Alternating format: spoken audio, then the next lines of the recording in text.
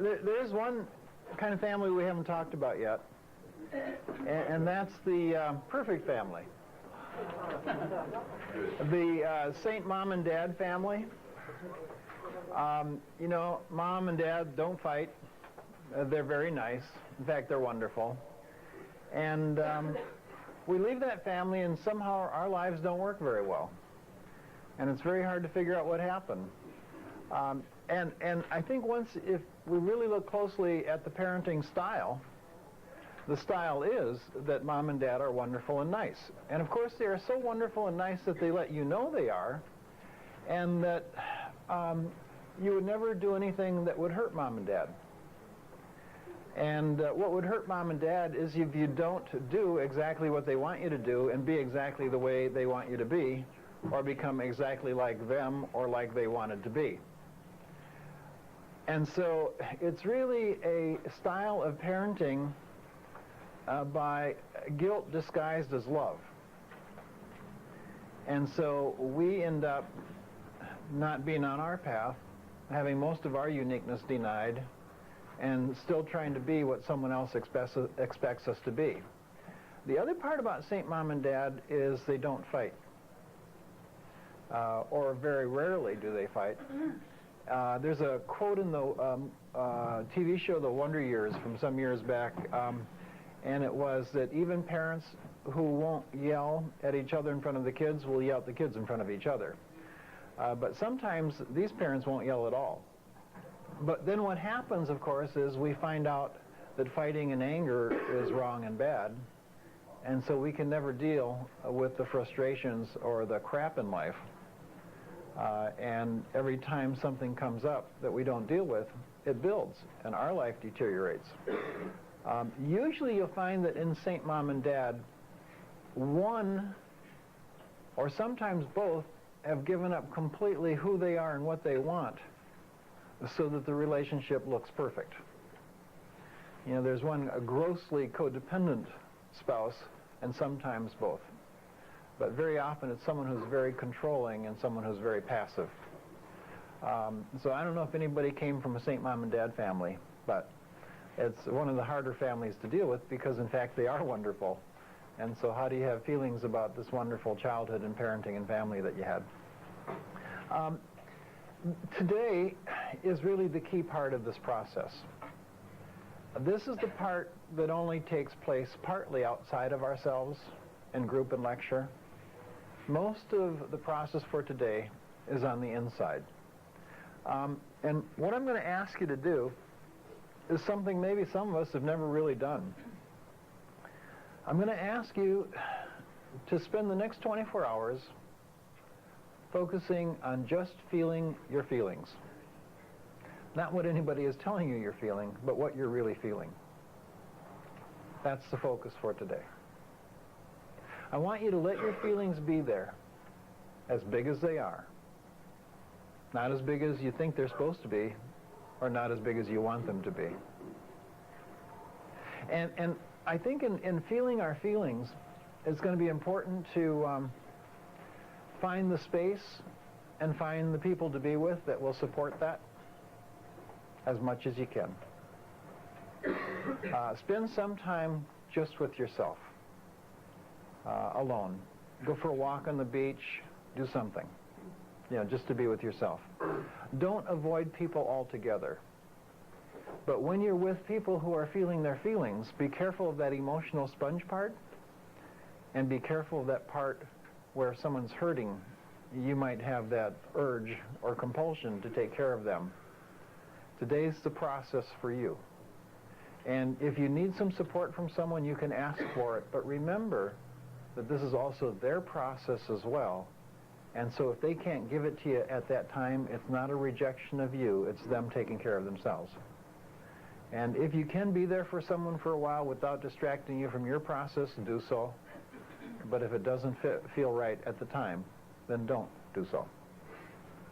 Now, feeling your feelings as big as they are, for some of us that's very difficult. And one of the reasons is that we think our feelings are too big. Well, sometimes we're right. Not usually, but sometimes we're right. Because what happened to us is too big. So the feelings are too big. And so some of us that feel like we're going to get washed over or rolled over by our own feelings, maybe it's a good idea to just dip your toe in and be gentle with yourself and go about it in a way that seems appropriate for where you are. If it doesn't seem that way, then dive in and feel them as big as they are. I think that it's okay to go to the beach, and if you have a lot of anger, yell at some of the breakers. They can take it. If you're feeling a lot of fear and you know the fear has been there for a long time, find your bed, curl up, cover yourself with blankets, because we always know we're safe under our blankets. No one can get us there. And feel the fear. Just curl up and let yourself feel it. If you need to cry, cry. A lot of times we get a little grandiose about our feelings. You know, like, well, if I start crying, I'll never stop and I will flood Port Hueneme out. You know, buildings will be washed out to the sea. Actually, if you can cry for an hour, you're doing a very good job. It's difficult to really cry for an hour. If you can cry for 15 minutes, you're doing a good job. But it might seem like forever while you're crying. But you know, if tonight you lose some sleep and you cry all night, you deserve that. You deserve the chance to do your grieving, and it's a healing process. In fact, you might find yourself, after you leave this program, crying several nights. And that's all right, too. It's like we have to embrace these feelings. We have to enter that grieving process and do the healing of the wounds that we've had, or we're not going to be whole, and we're not going to be real. The fact is that most of us won't be doing that, but I had a very close friend of mine that said, I left that program and I cried a great deal for the next 12 months. And she was getting worried that it would never stop. You know, she'd cry for about 15 minutes in the morning, and sometimes she'd cry in the afternoon for a while. And what I told her was to just allow herself a certain part of each day to do that crying, and allow herself some time when it came up. And she did, and after about 12 months, she felt pretty resolved with some huge losses that she had had in her life. You know, and I'm not saying 12 months is any magic number. It might be 24, it might be 1, it might be tonight, you know, to do the closure. There's no prescription for this kind of thing. If you think your anger is too big, that's a tough one, because the anger reminds us sometimes of violence and scares us. You know, and you have this image that if you get angry, buildings and bodies will be flying all over California. And it doesn't happen. Actually, it's more likely to happen if we don't embrace the anger and express it in some healthy way. If we repress it, we become like that volcano that eventually will blow up, explode or implode, and cave in on ourselves. I think the same with the fear. Sometimes the fear feels too big. You know, and if you want to feel the fear with someone else, you know, you can ask, as I said before. But the main thing is to let yourself feel it. Now, some of this holding on to our emotion stuff gets a little confusing about what we feel and what we need to feel. You see, some of us, first of all, feel anger a lot. So we figure we must really be angry, when in fact, what we are is sad. And we feel angry a lot because we don't want to face the pain. And you know, anger and pain are almost like a coin. And for some of us, it always seems to land on one side or the other. So for some of us, it's always that we flip the coin, something happens to us, we get hurt, or we think about a hurt, and we always get angry. But we never deal with our pain. For others, we always get hurt, we might cry, but we never deal with the anger. So, if you've been hurt, and really all of us have at different times, and you haven't dealt with the feelings about the hurt, try tonight to embrace and notice and write about and feel the feeling that you have the hardest time with, especially around the anger and the pain. I think embracing shame is one of those tough ones, right, Jim? It's like, how do we embrace that shame? Well, you know, when you notice it, when it's there, when you're feeling bad about yourself, it's like shame is like a spiral that we go into. And once we kind of give it some credence and give it some thoughts and allow it to be there, we'll go down into it. But we'll also come back out of it. As long as we don't enter it, we carry it, sort of like excess baggage in our life. So you can feel the shame too. Feel how bad you've been set up to feel about yourself. And probably that'll also bring up some of the pain and anger. And maybe the fear as well. I think that we can do this and take it seriously without being morbid. But it's very important. Like, keep your sense of humor. If you have joyful times or settings or scenes tonight, that's fine too. But I think that we have to look at the feelings that are the hardest to look at. We have to embrace and feel those. For some of us, it's not a question of grandiosity or even minimizing the feeling. Like the feeling isn't that big a deal. Or I only feel this a little bit. It's really a question of not knowing what it is that we feel. And so I think some of us have been taught and learned to not, quote, feel our feelings, unquote. In fact, I think I mentioned before that I could be angry. I wouldn't notice it. And I could be angry for a week and a half without noticing it. I'd notice myself saying some things to myself. I notice a need to withdraw or punish. I notice a loss of energy, but I wouldn't relate it to anger. But you see, the anger would always do something. There would always be clues, but I lost touch with them. You know how some people say, boy, I have a tight gut, and they feel that anger right there? Well, I didn't notice that. And I'm not quite sure, because I think sometimes I didn't notice it because my gut was tight all the time. I was angry all the time. And if you feel something all the time, how do you know that you feel it? It's like if you're born in a family, a very scary family that you can't depend on, and you get scared, and then you live with that all your life. It's almost like, how do you know you're scared when you're scared all the time? So that's one part. That's one of the problems. The other is that some of us have just been talked out of and taught out of our feelings. And so we've lost that physiological connection to the feeling, and so we just don't feel it in our bodies. Some of us can tell what we feel by looking in our bodies. What is it that we hold tight? What hurts? What's going on with our body? That shallowness of breathing, it can often be fear. That tight gut can often be anger. But I think for a lot of us, we lost that connection. And so what do if we can't notice the feeling in our body? Well, my suggestion is that we look in our heads. You see, feelings have a physical component, but there's also a cognitive component to the feeling as well. In fact, what you're thinking usually reflects what you're feeling. And I would guess that you're thinking right now. It's only a guess, mind you. But let's say that you don't know what you're feeling. Anybody have a hard time with feelings, by the way?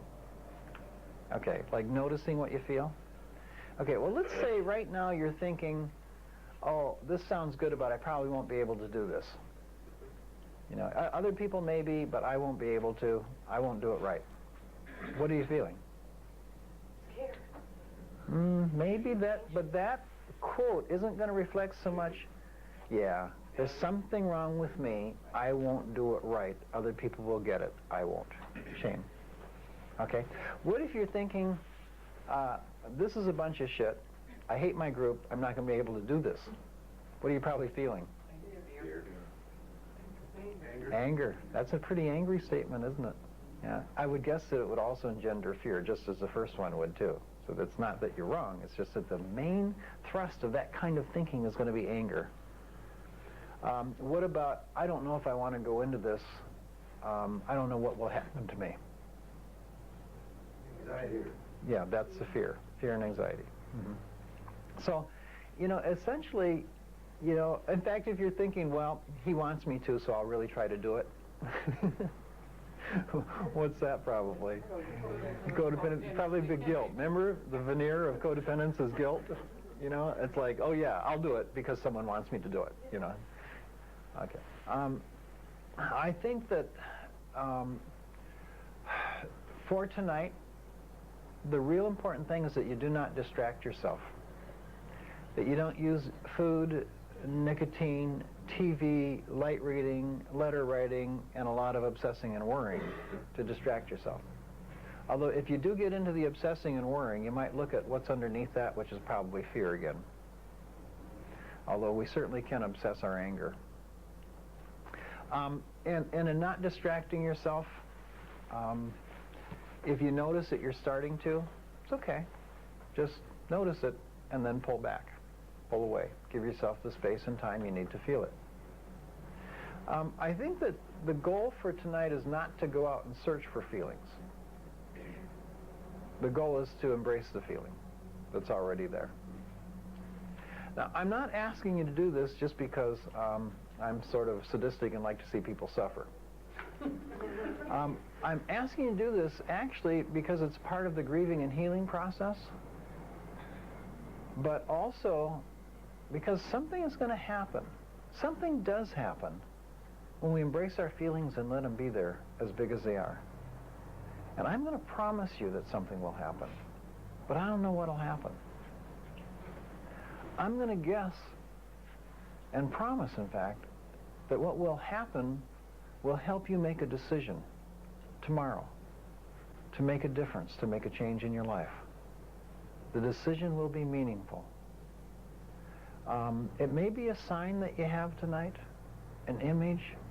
It may be a memory, a thought. It may be a vision.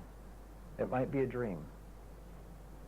But what will happen will help you and support you in making the change, in making a decision for a different life tomorrow. Now, in our culture, I think we look outside a lot. I think we look outside to other people a lot, in fact. But I don't think we look inside to ourselves enough. And I think our feelings are our guides in life. And that if we embrace our feeling, we're embracing the guide. And we'll get the guidance from it to make the change, to make the decision. In fact, in our culture, we don't use signs very much, do we? You know, Native American cultures, Eastern cultures, they often find signs, inside or outside. You know, signs from nature, you know, signs from what we're doing, signs from what happens, signs from what we feel. You know, and I'm going to ask you tonight to allow yourself to find your sign, whatever that will be. And it will come, because something happens when we embrace our feelings that allows new energy flow, and the sign will have meaning, and the meaning will come from us and from the embracing of the feelings. It's a promise, and it's a strange promise, but I can promise it because I've been doing this for about 11 years and it works every time. You know, and so go out, feel your feelings, and find your sign. But don't search for your sign either. I think it was Krishnamurti that said, what you search for you cannot find, because in the searching there is no finding. It is only what we embrace. Earlier on in this program I said the answers for your life are in you. And I think once we really embrace us, the answer will present itself. When you go to bed tonight, I'm going to ask you to have a piece of paper or tablet and a pen or pencil next to the bed. If you have a dream tonight, I would like you to write it down, whatever it is. It might be just one word, one picture. It might be a vignette. It might be a series. Whatever it is, write them down. It's a funny thing about dreams when we're feeling our feelings.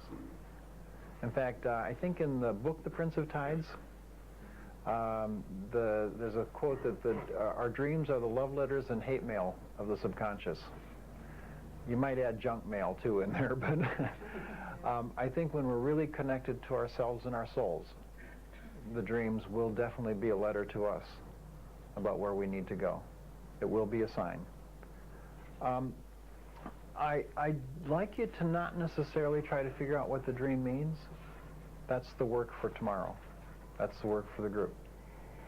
And I'd like you also to not worry about the sign part. Just embrace the feelings. The sign will happen to you. And you might leave here thinking, well, you know, it won't work or it will work. That doesn't matter. The key is just doing the work of the process. You might come in tomorrow thinking it hasn't worked, and that won't necessarily be true either. I went through this. Actually, I went through this process twice. I started the process, I think it was the late 70s, and a few years after I started the process, I got a call from my dad, and he wanted to go to treatment. And I had been doing some training at a treatment center in Arizona, and this was a part of their Family Week process. And I wanted him to go to this treatment center, so I sent him there, except I hadn't thought about the fact that now I've got to go through my own program. Well, I did. And I got to this point, and I left thinking, I'll be the one that won't get it. Nothing will happen to me. I'll do it wrong. And it was very strange because I went to bed that night, and I had a dream. And the dream was about cows. Cows were all over the place. And then at the end of the dream, the cows went to the barn. Big deal. Well, you have to take this in context. Cows were a big deal. Like people had ceramic towels, cows in their towels, you know. So anyway, I couldn't make much sense of the dream. And I got to group, and then I realized, yeah, the dream is me. And just like a whole herd of cows, I was scattered all over the place. And what I really needed in my life was integration. And integration is what integrity, wholeness, and holiness comes from. You know, and so the image of bringing myself together, you know, was a very important image. And it was from that dream that I sort of developed a lot of my therapeutic approach about integration, the integration of sexuality and spirituality, the integration of childness and adulthood, not having an inner child, but being the child and the adult, and integrating the qualities of both. You know, and so it was really an important part for me. And I thought that it was stupid, you know, when I had it and after I'd had it. Well, lo and behold, my mother decided she was going to treatment. So 2 weeks later, I'm in this process again. And I was sure I wasn't going to get it. Sure nothing was going to happen, and I just lucked out the last time. I went for a run, and for me, running is a way of connecting with feelings rather than, you know, not avoiding feelings. And so I was running and crying around a track right behind the treatment center. And a very strange thing happened to me. A skunk came out on the track behind me. I didn't know it was there until I looked back. Oh, no, actually it was in front of me the first time. It came out on the track and it was in front of me, and I thought, this isn't a good idea to be running after the skunk. But you know how you get to this point where you just don't give a shit anymore? You know, so I'm running and crying, and the skunk it's an aerobic skunk, you know, I mean, but it's running the track in front of me, you know, and so, you know, I just kept going, and then all of a sudden the skunk gets off the track, and it starts to follow me. And I'm thinking, okay, what do I do now? and I had this image in my head of my family, and that, you know, I had to follow my family. You know, and a lot of it stunk, but I had to follow it. But then there's this point at which my family's following me, and I was being controlled by my family, and I was just at this juncture of trying to figure out what kind of relationship I could have with my father, with sort of split treatment, you know, a week early during Family Week, the previous couple weeks. And I was just trying to figure this out, and I had this image, and it's like the skunk, you know, just pick up the pace and leave it behind. And so I did, and the skunk went off the track, you know. And for me, it was just like, I can leave that stuff. It was a letting go process, you know. But it took like an image for me, something from outside, for me to get the inside letting go, and that became my sign. You know, so I can't tell you what's going to happen to you, but if you feel your feelings, something will, and it will be meaningful. And the meaning, you know, you may find the meaning from the outside, but the meaning will have meaning because it will really come from the inside. Any comments and questions about the process? Jim? Well, what this brings up to me is I've had a number of therapeutic experiences, individual therapy, group therapy, men's groups, etc. And something happened to me during not the current group I'm in, but the last group, where we were asked to talk about our childhood development, and we did some things similar to what we are doing now. Sure. And one of the guys in the group, who was a real good friend of mine, said, Jim, you know, listening to your story really pisses me off, because what you're doing is just emphasizing all the negative things that happened to you. Mm-hmm. Look at what you've accomplished. Look at the things in your life that are good. You know, I think you're just maybe wallowing in all that. And, you know, I trusted this fellow, so I find myself being confused sometimes about, well, is there a possibility that I'm going to be getting stuck in this, and am I focusing on it too much? And I just don't know. I don't know how to resolve that issue for myself. It's a real simple issue. It was summed up by Scott Peck in one simple phrase. The only path away from our suffering is through our suffering. Yeah, you get to leave it behind, but you have to embrace it, feel it, make it real. Do that. And see, it's like, that's not wallowing. But it's like grieving. Sometimes we're in the process and we don't know we're in the process, so we get stuck. You know, and so you have a loss and you're angry all the time about the loss. But someone comes along and says, you know, it's okay to have that anger and it's part of your grieving process, and all of a sudden it becomes okay to also move on to the next stage. You know, and it is a moving on process, but the denial doesn't work. The denial is what keeps us wallowing. I guess the problem is I've seen people who are mourning for 30 years. Yes. So they're stuck in the grief process, and they probably have never been affirmed for where they are and let themselves be where they are so they could move on. It's almost like you get into a place of struggle, and then you keep struggling. But if you embrace that place and let that be the part of what you need to be dealing with now, then you're free to move on. This is about moving on. This is about leaving it behind. That's what the program's about. But we can't leave it behind when we're still either struggling with it or denying it exists. Yes? What if you don't remember your dreams? If you wake up and write it down right away, I can write everything. I've done books and some of us don't dream. Actually, we all dream, but some of us don't remember any of our dreams. I'm big on signs, though. I see signs. Okay, don't worry about the dream part. If the dream is there, write it down. If it's not, fine. But I think that, well, I didn't dream. I didn't remember. I bet I hadn't remembered a dream for 10 years before the night of the program where I had the cows. Yeah, and so, I mean, you know, there's something about connecting to my feelings that, you know, I did remember that dream. And about maybe the suggestion that it was important, too. You know, and dreams, you know, come in a lot of different forms, and some of them feel very crazy and stupid. But we'll sort that part out. In fact, do you remember I talked about the Vietnam vet? All of a sudden the helicopter and the jackhammers were going like crazy. That was during this process.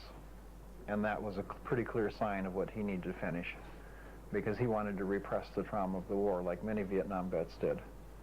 And yet he stayed stuck in it all of the time because he hadn't opened himself up to the healing part, the grieving part of what he lost in that war.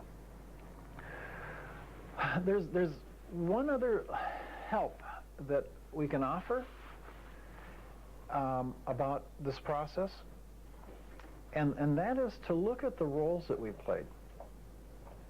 Because within the role, there are a lot of feelings, usually feelings that we weren't able to express or embrace. And in low-functioning systems, we learn to play low-functioning roles that keep us from becoming ourselves. And I like role theory anyway, but I don't like sort of what's happened in the addiction field about roles. Like, we're usually taught that we have a hero role or a lost child role or a scapegoat or a mascot role. You know, and it doesn't work that way. You can have all 4 of those roles plus 4 more, you know, before you're 4 years old. Roles are multiple, roles are changing, roles are dynamic. But, and roles can be healthy. You know, and in healthy systems we learn healthy roles. But healthy roles are chosen. Healthy roles help us become ourselves. Healthy roles, we get feedback about how we're doing in the role, and we're free to not always have to be in the role. We can take breaks from it. Unhealthy roles are unchosen. We don't get feedback. They keep us from becoming ourselves. We're not free to leave the role.